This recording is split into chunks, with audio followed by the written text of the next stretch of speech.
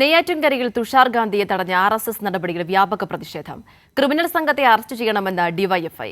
അതേസമയം RSS നടപടിയെ BJP സംസ്ഥാന നേതൃത്വം ന്യായീകരിച്ച് രംഗത്തെത്തി. തുഷാർ ഗാന്ധി മാനസിക രോഗിയെന്ന് BJP സംസ്ഥാന സെക്രട്ടറി S സുരേഷിന്റെ പ്രസ്താവന. നെയ്യാറ്റിൻകര TB ജംഗ്ഷനിൽ ഗാന്ധിയൻ ഗോപിനാഥൻ നായരുടെ പ്രതിമ അനാച്ഛാദനം ചെയ്ത് ഇന്നലെ മടങ്ങുമ്പോഴാണ് ഗാന്ധിജിയുടെ കൊച്ചുമകനും എഴുത്തുകാരനും സാംസ്കാരിക പ്രവർത്തകനുമായ തുഷാർ ഗാന്ധിയെ RSS പ്രവർത്തകർ തടഞ്ഞുവച്ച് അധിക്ഷേപിച്ചത്.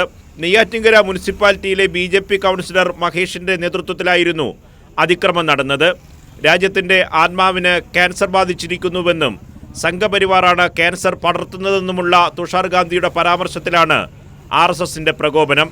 അരമണിക്കൂറോളം അദ്ദേഹത്തിന്റെ വാഹനം അക്രമികൾ തടഞ്ഞുവച്ചു.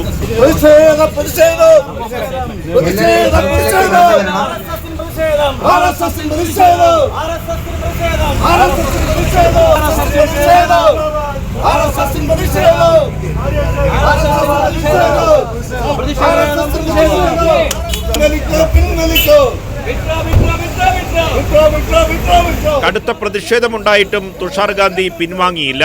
താൻ പറഞ്ഞതിൽ ഉറച്ചു നിൽക്കുന്നുവെന്ന് ആവർത്തിച്ച് ഗാന്ധിജിക്ക് ജയ് വിളിച്ചാണ് അദ്ദേഹം മടങ്ങിയത്. എന്നാൽ സംഭവശേഷവും RSS നടപടിയെ ന്യായീകരിച്ച് BJP സംസ്ഥാന നേതൃത്വം രംഗത്തെത്തി. തുഷാർ ഗാന്ധി മാനസിക രോഗിയാണെന്നും അർബൻ നക്സലൈറ്റുകൾക്ക് തലച്ചോറ് പണയം വച്ച രാജ്യദ്രോഹിയാണെന്നും BJP സംസ്ഥാന സെക്രട്ടറി S സുരേഷിന്റെ പ്രസ്താവനയിൽ പറയുന്നു. അതായത് തുഷാർ ഗാന്ധിയെ തടഞ്ഞ സംഭവം BJP സംസ്ഥാന നേതാക്കളുടെ അറിവോടെയാണെന്ന് വ്യക്തമായി. അതേസമയം സംഭവത്തിൽ വ്യാപക പ്രതിഷേധമാണ് ഉയരുന്നത്. ക്രിമിനൽ സംഘത്തെ അറസ്റ്റ് ചെയ്യണമെന്ന് DYFI ആവശ്യപ്പെട്ടു.